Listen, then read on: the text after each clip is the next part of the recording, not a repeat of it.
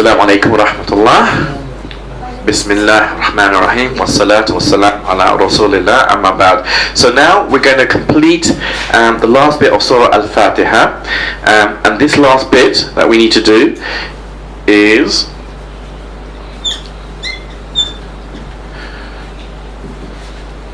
ghayri al-maghdoobi ghayri al-maghdoobi alayhim.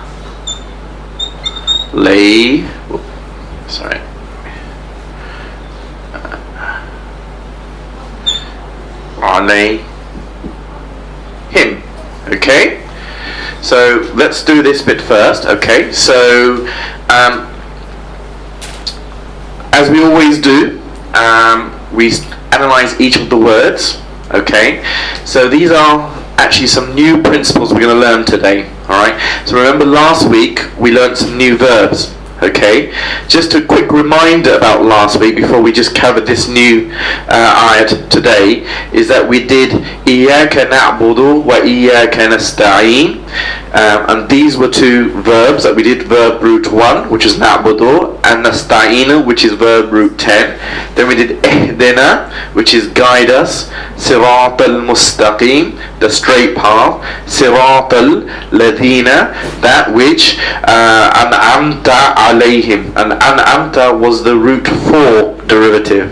Okay, alayhim, and now we're coming up to this new one, and once we've completed it, we'll just do a quick summary of the whole Surah Al-Fatiha. Okay, so with ghayr, can anyone guess what this type of word is? And remember, we only have 3 types. Sadia? Verb. Nope. No. We don't use English. Ismun, yes, this is ismun. Correct. It's an ismun. Now, what is the case for this? Tabaraka? Don't need to just shout out. Genitive, yes. And why is it genitive? Shout it out. Why is it genitive? You must know why it's genitive. Tabaraka's gone rusty. Shock, surprise. Actually, no, why is it genitive? Simple question for a simple answer. Nothing complicated. Why is it genitive? You're right, it's genitive, but why? After that there is adjective. No, why is this word genitive? Ahmed, what's happened to you? It's more simpler than that. Why is this word genitive? In the past sentence Why is this word, forget past, forget future, look at that word and tell me why it is genitive.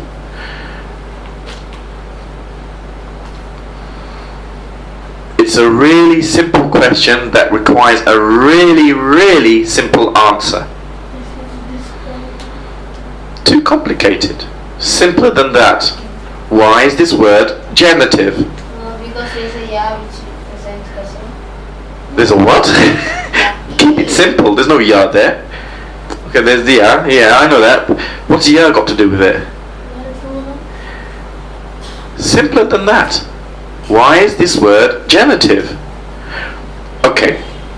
Looks like we've had a bit of brain fatigue since last. It's been over a week. Okay.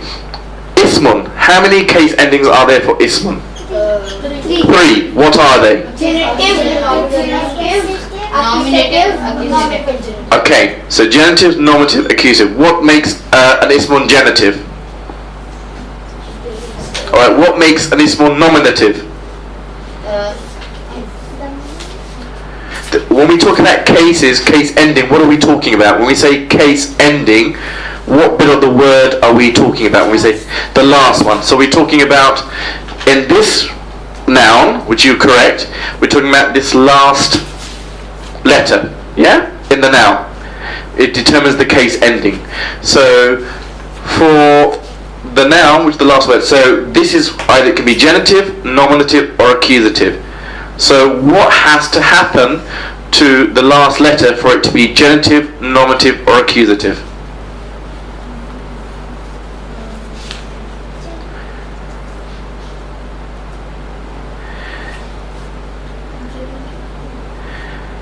Okay. Genitive has kasra, nominative has dhamma, accusative has fatha. That's the answer. What's the confusion? Make sense? They understand it in a complicated way. My mind is simple. I can't do anything complicated.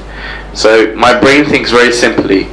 Genitive is kasra, nominative is dhamma, accusative is fatha. Right? That's the simple answer I require. Now, you might say, well, what makes a noun genitive? That's the next follow-up question to say, well, okay, now that we know that ghayri is genitive, okay, because it has a kasra, we have to then ask the question, why is it genitive? Now that is a question that needs to be answered. Can anyone think why that might be? Because there's a preposition. Okay, so you're not right, but what you said, Ahmed, is correct. That for us to know why it is genitive, we have to look and see what comes before it. Okay, all right. So, so what are the rules for genitive? There are a number of rules as to why a noun becomes genitive. Can you remember what they were? That we remember. So one was, hold on. Is it hands up or shout out? Thank you. So first, Ahmed said there needs to be a preposition before it. Okay, that's one possible. But here, if we look at the ayat, so it goes, اهدنا الصراط المستقيم صراط الذين أنعمت عليهم, bestowed blessings upon them. So the bit before it is actually, let me just put it here.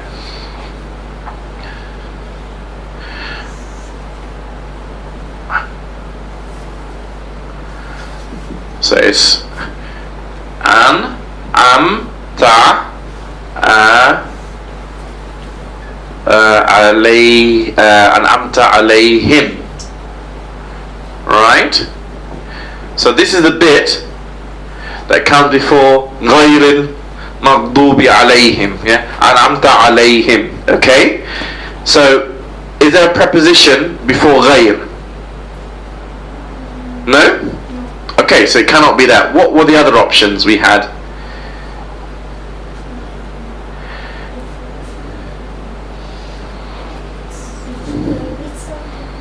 Sorry? You have to speak loud. I can't hear you. If it's describing, so if it's an adjective, yeah? So if it's an adjective, so the noun before it must be also in the genitive, yeah? Okay. And what else? If it's part of, say it loudly. If you whisper, no one's allowed to whisper. Either you keep quiet or you shout. No. Yes, Sadia's good at shouting. Just follow her example, okay? She's loud. Okay, so, okay, yeah. In the idafa, noun to noun. Okay? So looking at this, what do you think is going on here? This is actually a difficult question. Alright, why this is genitive. It's not that obvious. But something before it must make it genitive. Okay? Now, the thing that is making it genitive is really this thing here. Alayhim. Because it's saying bestowed upon them. And it's actually the preposition here, which is ala, which is a preposition alayhim, upon them, right? This is the bit that's actually making ghayr genitive. Okay, now let's try and work out why. This is where you have to actually understand the ayat, because it's talking about those who are being blessed. So it says that you, Allah, blessed them, upon them, and this ghayr means other than. the ones who you have not blessed. Yeah? So, because it's talking about the blessing, now it's talking about the opposite, that's why this is in genitive. Because alayhim is following this ala, and this is relating to this ala here.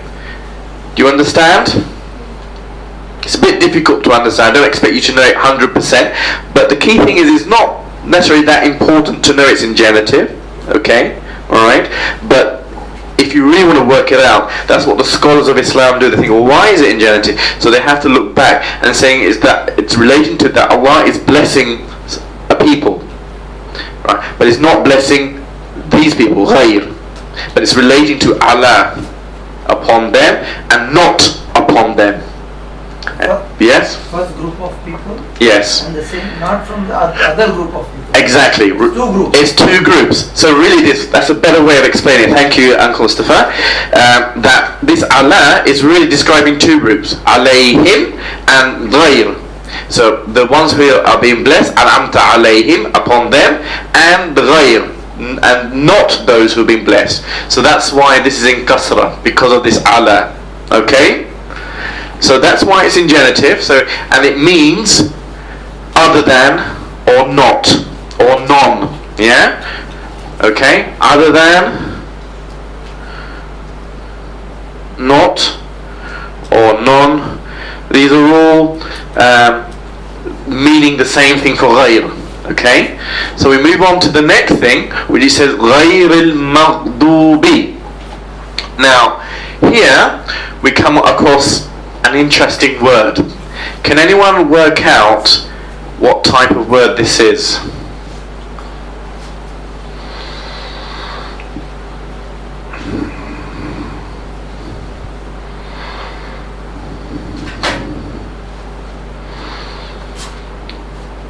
Ismu.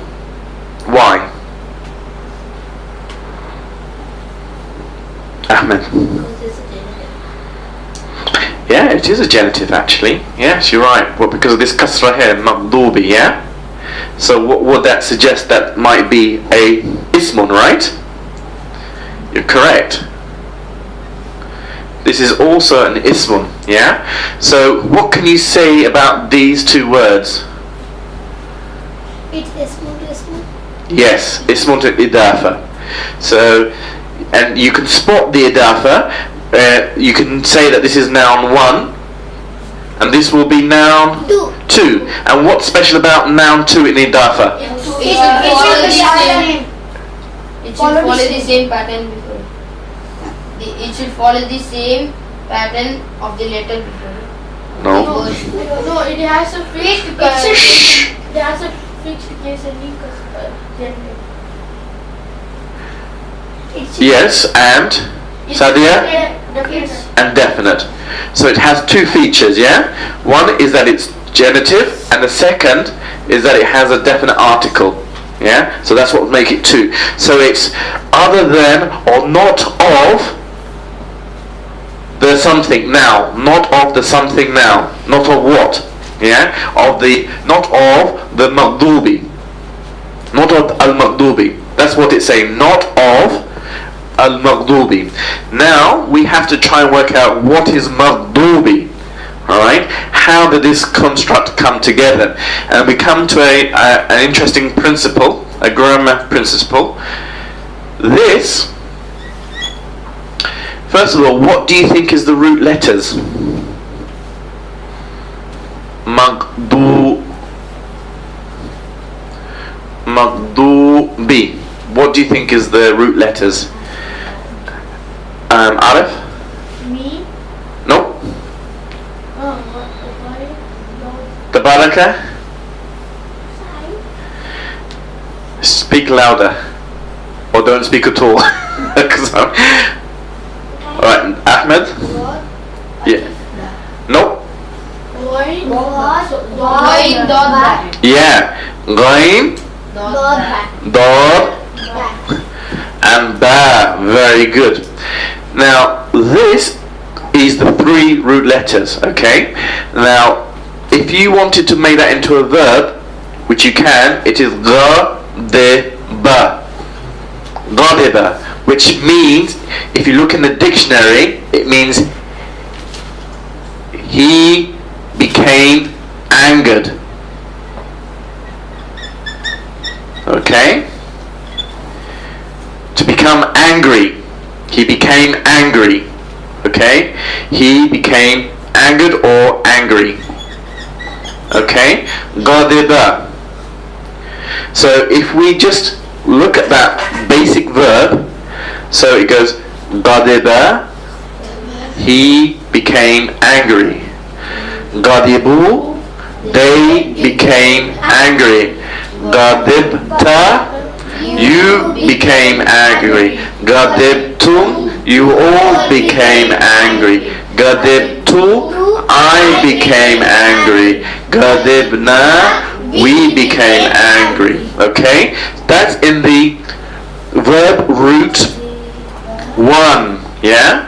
How many verb roots do we have? 10. Yeah, so it goes all the way to 10. Yeah? But we're talking about root 1. So if you look at al-maghdoobi, interestingly, it has a meme. Yeah? And it has a wa. So there's something about this pattern, about this, yeah? And we're going to do it today. Alright? This is what we call a passive participle. Passive participle. Now, let me try to explain what that actually means. Alright? Okay? I'm going to teach you about participles today. Active and passive. Right? And this will come relevant for the continuation of the ayat. Okay? Active and passive participles are related to the verbs. So if we look at ghadiba, okay, that is the verb. Okay? Now, if I want to make that into the active participle, okay, I make it like this. Ghadibu,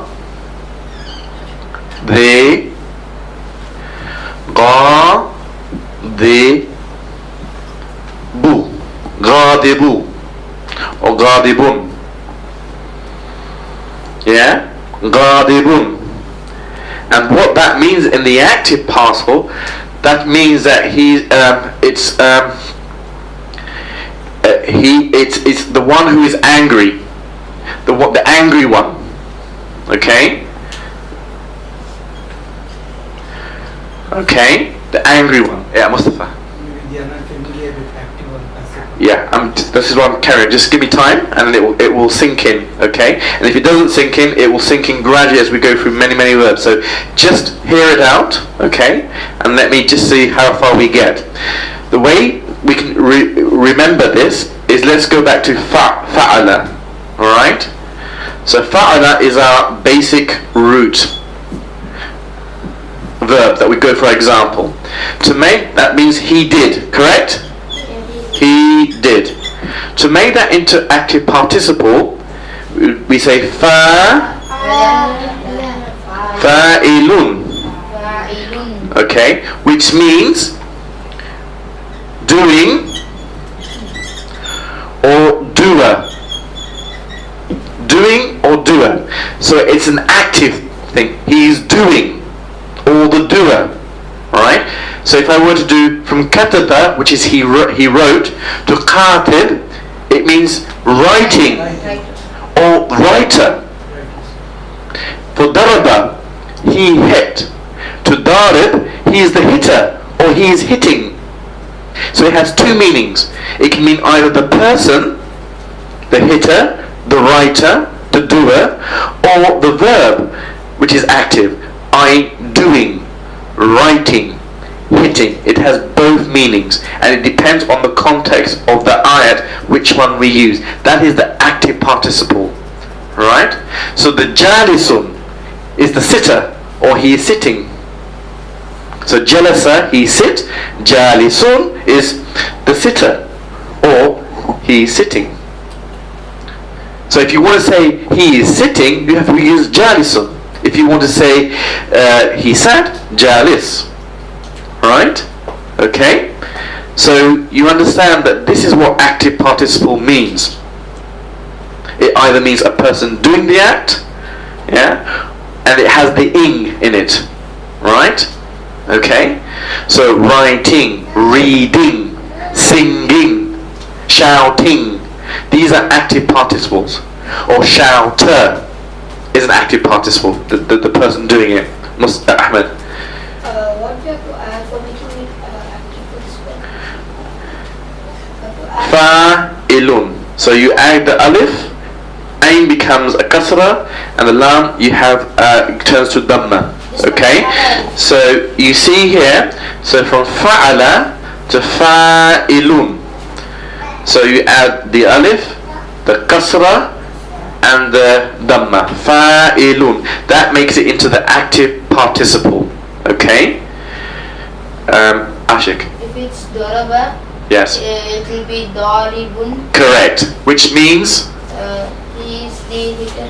the hitter or the hitting. Hitting. It has two meanings. Either the person who's doing it, which is the hitter, or the verb hitting.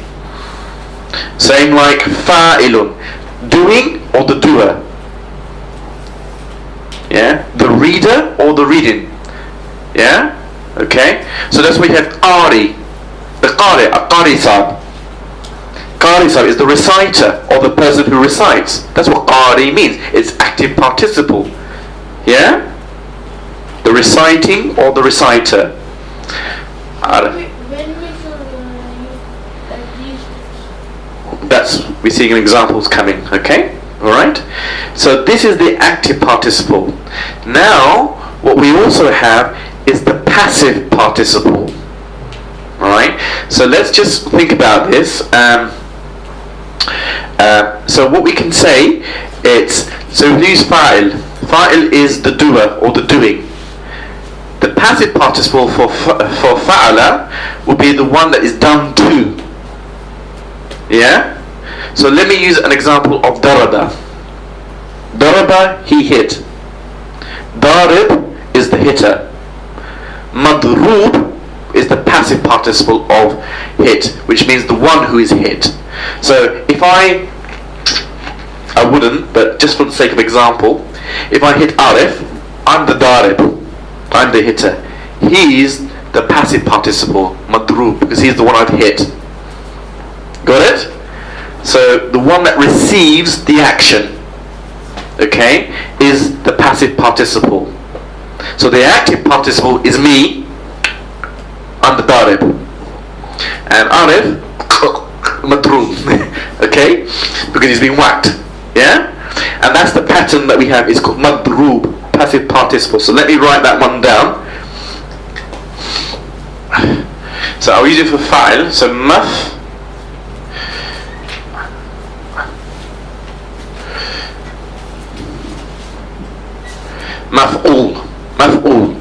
Okay, that's the pattern for the verb. So from fa'ala, he did, to fa'ilun, he is doing, or the doer. Maf'ul, the one who is done to. Got it? Daraba, he hit. Darib, hitter. Madroob, the one who is hit. You got it? Okay. Kataba, he wrote. Qadib, writer. Maktub, the one that has been written on. Yeah, the one that receives the writing, the one that's written on, like a book or something. Maktub. Okay? So that's how we understand it. So the passive receives the action. The active does the action. That's the way to remember it. Yeah? So here, if we look at this example, we have gadaba. Alright, gadiba, which means he became angry. Alright? So here we have maghdoob, which actually is like the passive participle of maf'ul. So it's the one that receives the anger. You got it? Because from gadaba, we go to the active participle, which would be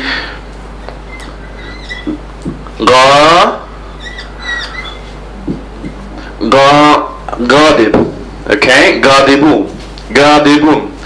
The one who is giving out the anger, right? The angry one, right? So the one who receives it must be, that's the active participle. So the one who receives it is the passive participle, which is then the maghdoob, right?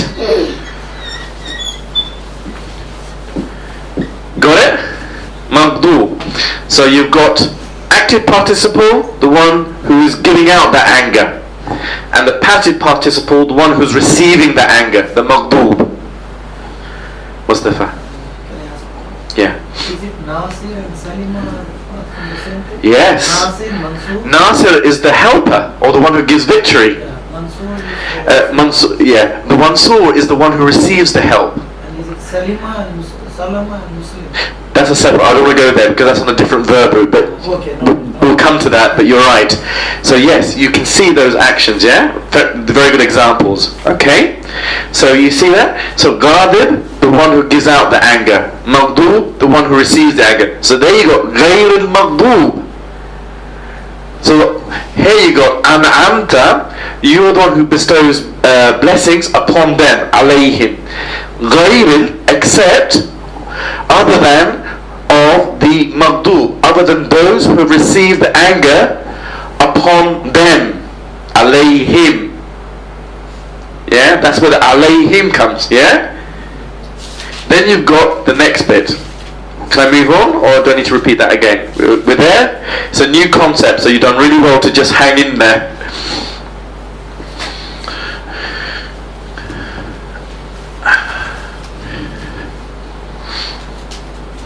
The easy to remember word is Nasir, Mansoor.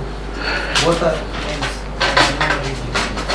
Yes, I like that. Let's repeat that. So Nasir and Mansur. Think of these as Uncle Mustafa said, as names. Nasir, the helper. Mansur, the one who receives the help. Yeah? It's easy to remember. Okay. So Nasir, active participle. He's giving the help, the helping, the helper. Mansur is the one who receives the help. Nasir, Mansur. I like that example. Thank you. Now the next bit is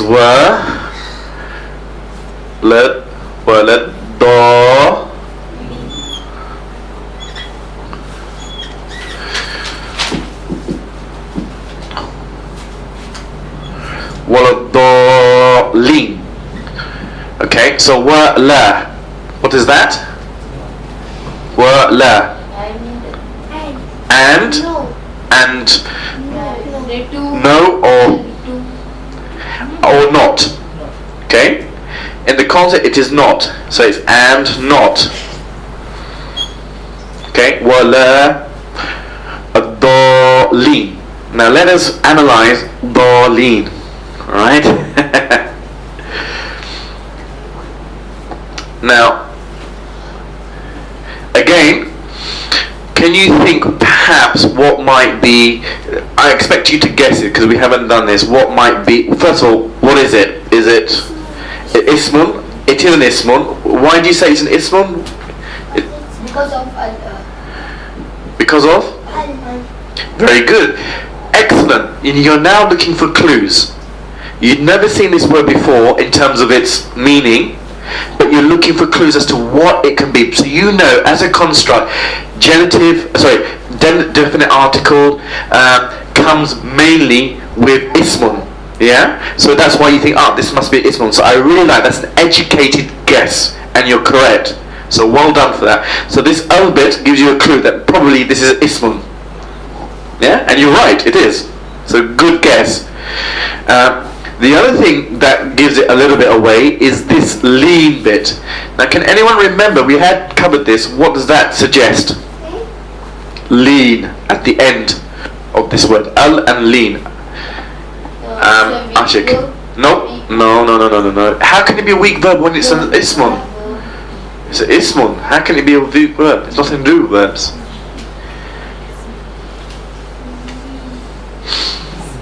We have covered this.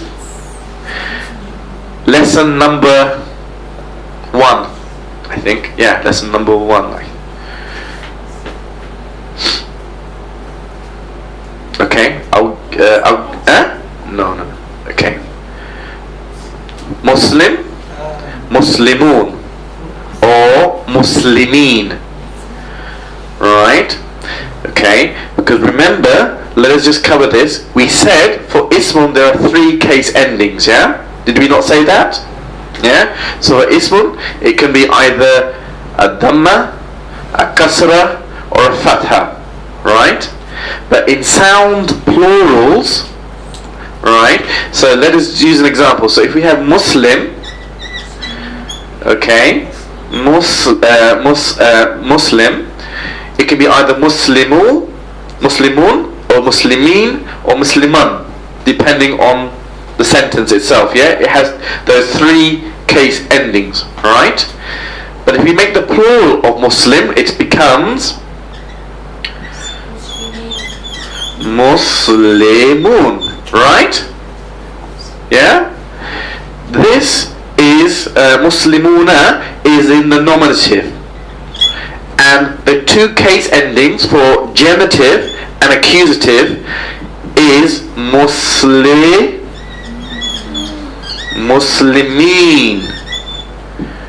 Yeah? Muslimin. So Muslim could be for genitive Muslimin, for accusative Musliman, and for nominative Muslimun. Singular. For plural, sound plural, Muslimun for the nominative and Muslimin for the genitive and the accusative. Muslimin. And here you will see dhalin. So that should trigger a bell in your minds to say, this is 1, it must be a sound plural, and 2, that it is in either the genitive or the accusative, because it's ina. Muslimina or Muslimuna. Muslimuna nominative, Muslimina either accusative or genitive. So dhalin is 1, it's definite article, ismun. Okay, we know that. Definite article ismun from the al. The ina must mean that it's going to be a plural from a sound plural, and that it's either genitive or accusative. Right? Okay, and it is like that because of la. The particle la turns this case ending into the genitive accusative state, which is why it's dhalin, not dhalun. If it was in nominative, it would be dhalun, but it's dhalin. So you know it's a sound plural noun, ismun. Right?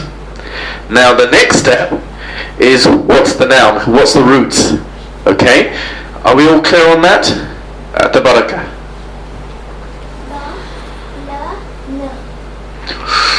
Clever. Yes. You've done this before. You're right. The root for this, li, is actually dad, lam, and lam. Yeah? Now let me show you how that comes to dhalin. Right? Da, lam, and lam is what you look in the dictionary. Okay? And it will give you the meaning. If we want to put that into the past tense, like fa'ala, it becomes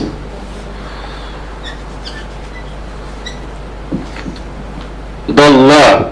The 2 lambs combine together to make dalla. This is an example of a irregular verb or weak verb. We covered that last week. Yeah, but I would say it's more accurate to call it an irregular verb because it doesn't contain a weak letter, which is either alif, ya, or wa. So it's not a weak verb strictly, but it's an irregular verb in that it has 2 letters which are the same, lam and lam, da, lam, and lam, and so it has to combine together, which is what makes it irregular. Arif. You said that if there is a 2 lam will come, like dot also has shadda, it should come dot dot. No, the shadda is here because of its definite article, and it is a sun letter, a shams letter. So you can't say al-darleen. You can't. So you combine it al-darleen because of the definite. But if there was no definite, if it was indefinite, there would be no shadda. It would just be darleen. Yeah. But because of the definite, that's why you've got the shadda there. Okay. Alright, so let's try and work out what's going on here. So I'm going to do it with the hand signals, and then we're going to work our way right to darleen. Okay, so is dal, lam and lam. So in dalla, okay, he went astray. He went astray. Dallu, they went astray. They went astray. Dalalta, you went astray. Dalaltum, you all went astray. Dalaltu, I went astray. Dalalna, we went astray. Let me write that down, okay, so that you can understand. And this is a pattern of an irregular verb which has two letters at the end which are the same. So it's da, lam and lam. So dalla, he went astray. Okay, so then we go to dallu. Okay, and here dallu, so it's still got the shadda on the lam. Dallu, they went astray. Okay, but when we go to you went astray, what happens here is that the two lams come back. Like with weak verbs, sometimes the wa, ya and alif come back. Okay, so here we have the lal ta. So here the lal ta. You see, the lal ta. You went astray. So the two lams have come back. So the shadda has disappeared. And same for the lal ti, the lal tum, and then the lal tu, right? And then the lal na, right? Which will then have the noon, right? So for the first bit, dalla, dallu, it has the shadda. As soon as we move across to the lal ta, the lal tum, the lal tu, and the lal na, the two lams come back in, right? Okay, good. What I suggest you do is that you must look back at the video and repeat it, and to so that it gets into your heads. Alright? Now the next question that you must be asking, well, how did I get to darleen or darloon in the nominative? Because we still haven't done that. Okay? This darloon is the active participle. It's the active participle. The strayers or the straying. And I'll show you how that is. Okay? So let's work out how that's the case.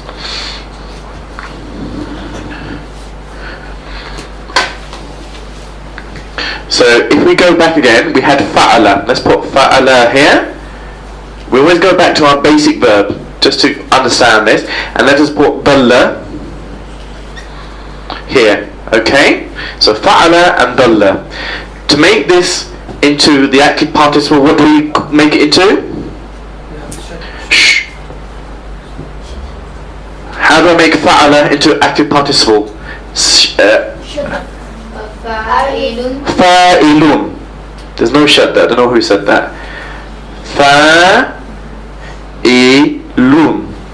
That's active participle. Now here we have to try and do the same sort of thing here. Okay. Now so here we only have two lambs, so what it becomes here is like this. Yes, the lun. Excellent. So you got the da lun with the shadda here. Okay, dalun, because you got dalla dalun. Okay, you got it? Right? Now, if we want to make that into the plural, it becomes the sound plural. So how do we make that into plural? No. Sound plural nominative. No, don't say walad, darling. I'm talking about dalla and dalun. How do you make that into plural now? Sound plural. Dalun. Who said that? Dalun. Correct. Tabarak. Dalun. Okay. Alright. Dalun. Daluna. Now, if I want to make daluna, which is in the nominative sound plural, into the genitive or accusative, how do I convert dalun into that? Dalin. Yeah?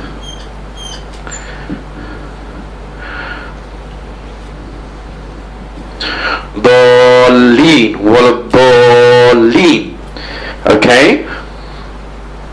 That has a shed on it as well, okay? Dalin. Okay? Ahmed. What's the case ending for this? This is the case ending. Have you not been paying attention? What did I say about sound plurals? I said there are two. I said nominative case ending is una, and the accusative and genitive is ina. Isn't it? From una to ina. Yeah? These are the two case endings. Right? For singular, yeah, ismun, it can be ismun, isman, ismin. Yeah? Okay? But for muslimun, musliman, muslimin. For muslimuna, which is nominative, the accusative is muslimina. So daluna is the sound plural nominative of dalu. Right? And then the case ending for accusative and genitive is dalin. Right? So dalla, he went astray. Dalun, the one who goes astray. The one who's going astray. Like Katib, the writer. Nasir, the helper. Dalun, the one who's straying, the one who goes astray. Dalun, all of these, the plural, they are the ones who are going astray. Yeah? And dalin is the case ending for that. So here, let's put it together. So we've got ghayri al-maghdoobi. So not all those who have been subject to your anger upon them. Yeah? Passive participle. Wa and la, not the dalin, which is active participle, and not the strayers. Plural, the strayers. Okay? So this is where you get. Okay, so the way we can incorporate active and passive participles in our hand signals is quite simply like this. Okay, so if we do, first of all, we'll do fa'ala. Okay, so with fa'ala we had he did, fa'alu they did, fa'alta you did, fa'altum you did, fa'altu I did, fa'alna we did. Then you can say fa'il is the one who is doing, or the doer, and maf'ul is the one that receives that action, that is done to. Yeah, maf'ul. And if we use the other example which we have for Nasir, which is the one who gives the help, the Nasir, the helper, and the Mansur is the one that receives the help, the passive participle. So that's the easy way to remember it. Nasir, Mansur. Fa'il, Maf'ul. Fa'il is the active participle, Maf'ul is the passive participle, the one who receives it. Okay? So that's how we can quite easily remember that, and we'll get lots and lots of examples. Alright? So we've covered a lot of principles in Surah Fatiha. So what I'm going to do now is summarize all the verbs that we covered in Surah Fatiha, because we covered a lot of different verbs. So I'm just going to summarize that, and then we'll have finished Surah Fatiha today.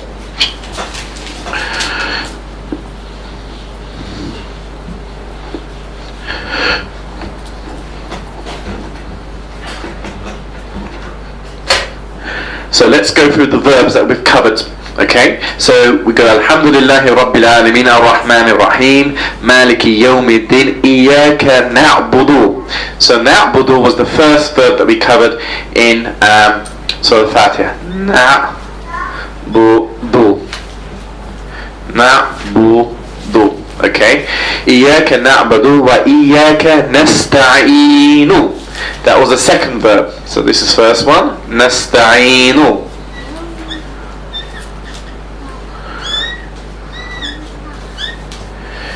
So nasta'inu.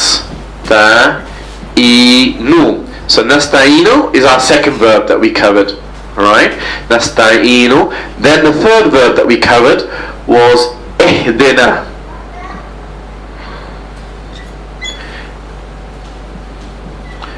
Ihdina. Okay, which is guide us. Ihdina sirat al-mustaqim sirat al-ladhina an'amta. An'amta was the next verb. Amta.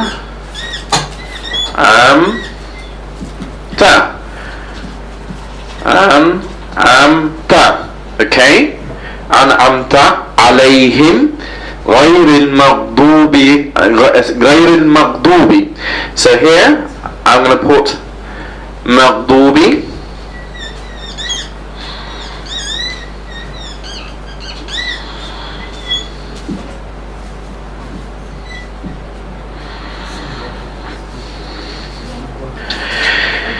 And then Daleen was the last thing that we covered today. Alright?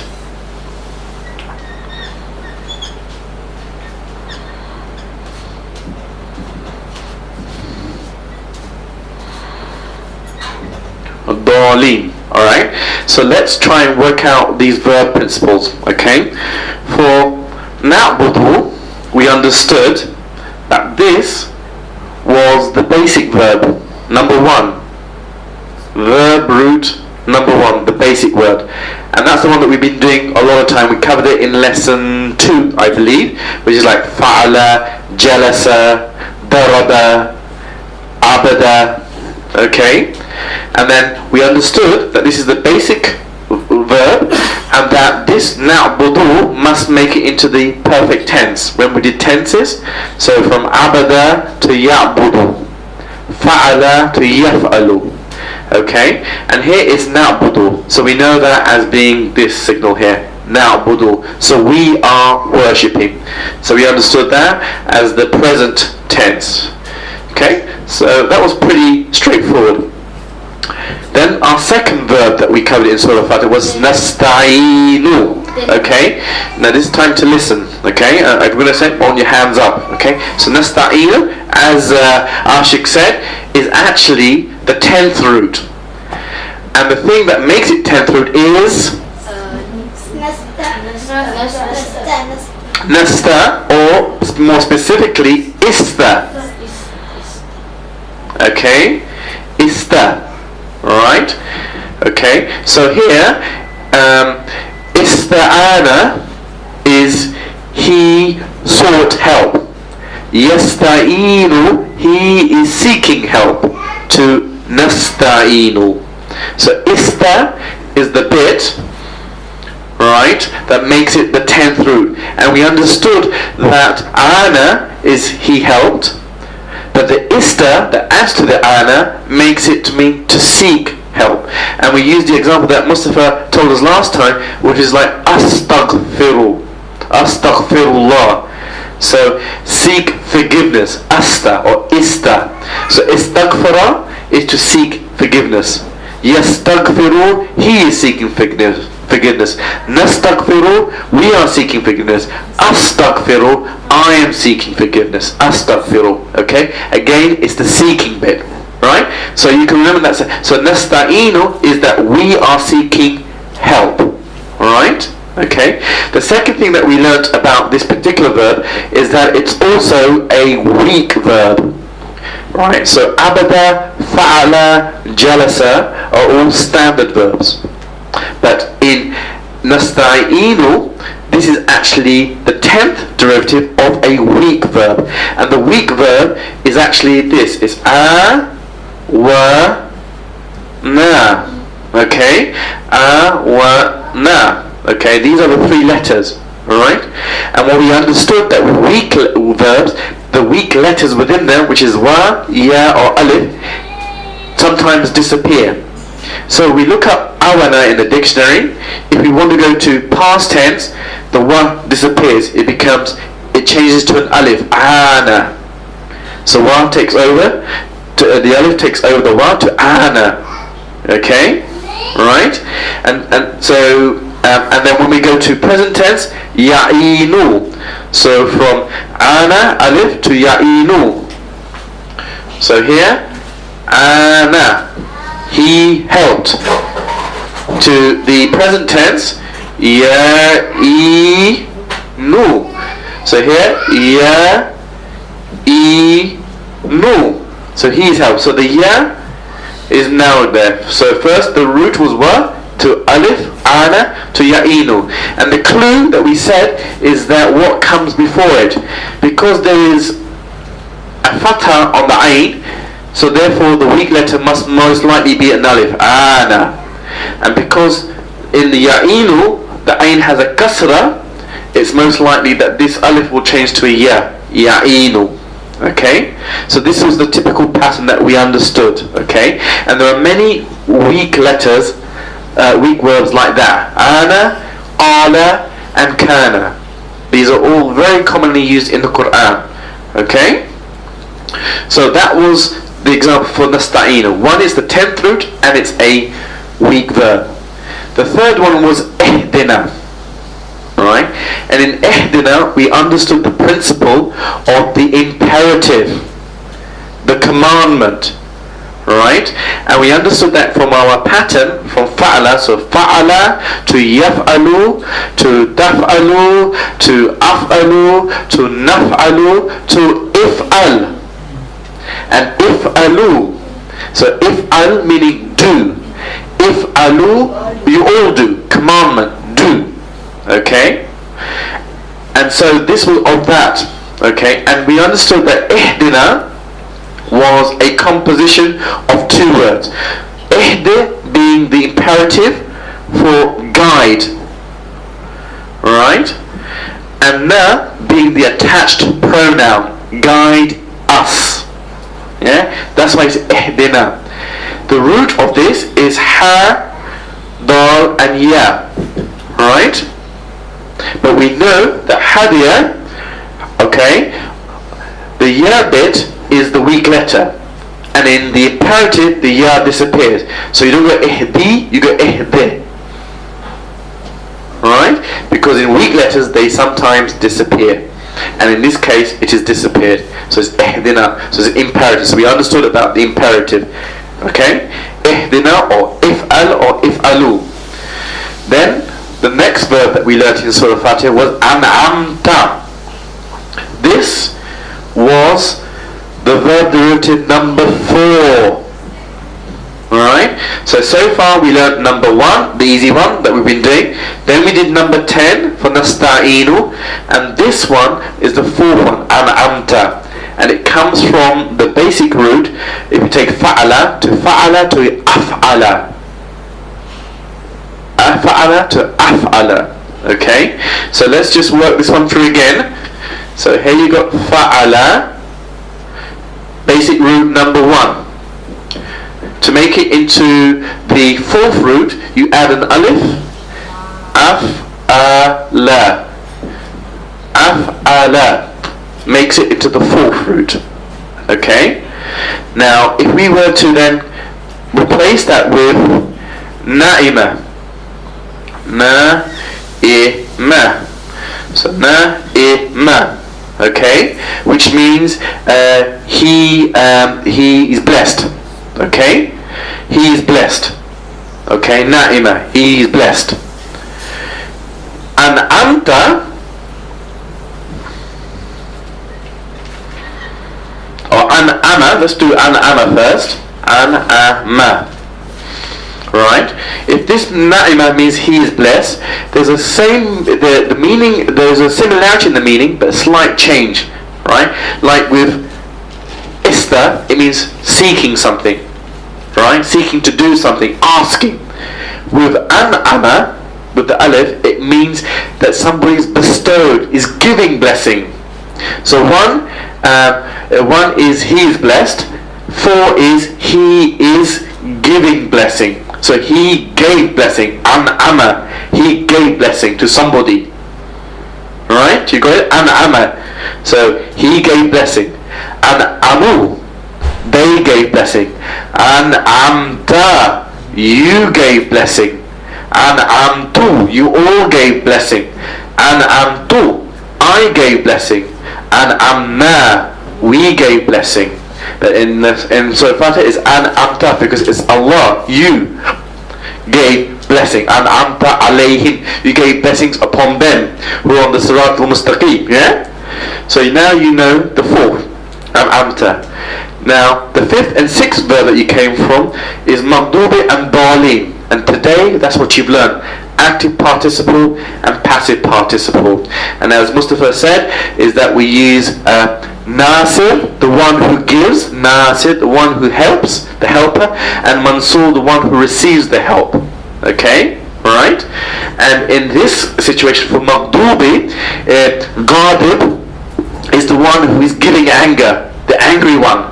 And maghdoob is the one who receives the anger. Yeah? Maghdoob, he's the one that receives the anger. Okay? And Darleen is, the nominative is Darloon. And we understood that this was not only was it an active participle, but it comes from an irregular verb. It's irregular because it has 2 lams, dal, lam, and lam. And they combine to dalla, and then they come out separate to dalalta, and dalaltu, and dalalna. Okay? And in the active participle, it becomes dalu. And then for the sound plural, daluna. And then in the accusative adjective, it becomes dalina. Yeah? So waladalina. Okay? That's Surah Al-Fatiha. Are there any questions, comments? Mustafa?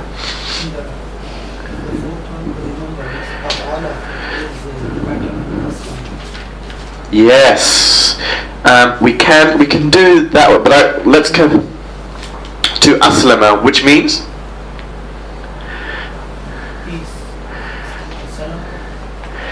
aslama means to submit. Yeah, but there are lots of we'll come to many different examples that will help us to remember these different roots. Alif. The 6th one is also the 4th one. Sorry, this is my abbreviation, which basically means irregular verb. Sorry, irregular verb. That's my shorthand. This is irregular verb because it's dalla. Yeah, dalla. Okay, that's why it's irregular, because it has 2 lams, similar letters. Yeah. Clear as mud, as I always say. Don't be too put off. There's lots of grammar we've learnt today on verbs. By learning this on just Surah Al-Fatiha, subhanallah, not only the amount of grammar that you've learnt that will help you for the rest of the Quran, but Surah Al-Fatiha is the mother of the Quran. It is the whole foundation of the Quran. So we recite it at minimum of 17 times a day. And one of your tasks that you should do when you do your salah is that when you recite Surah Fatiha, recite it with understanding and meaning. And now you can understand not only the words, because you know the meanings, but you can understand how Allah grammatically put it together. You can make sense of this now, and you can pause and reflect on that. You know, this is when you'll start to actually develop a sakina and tranquility, because you actually understand what you're saying. Yeah? And therefore I expect us all, including myself, is that when I recite Surah Al-Fatiha, I recite it slowly and reflect on each of those words and how it was put together, and understand and reflect on its meaning. And this is the shifa, the cure, the mother of the Quran, Surah Al-Fatiha. Okay? So it's a special surah. So I want you to really understand it, to to understand it grammatically, how we've done, go through the past lessons, and it will be a fantastic foundation when we move on to the next surah. And inshallah, for next week, we will start with Juz 30, and we'll start with the small surahs in Juz 30, and complete the whole Juz 30 with time, bi'idhnillah. Subhanaka wa bihamdik, ashhadu an la ilaha anta, wa astaghfiruka wa atubu ilayk.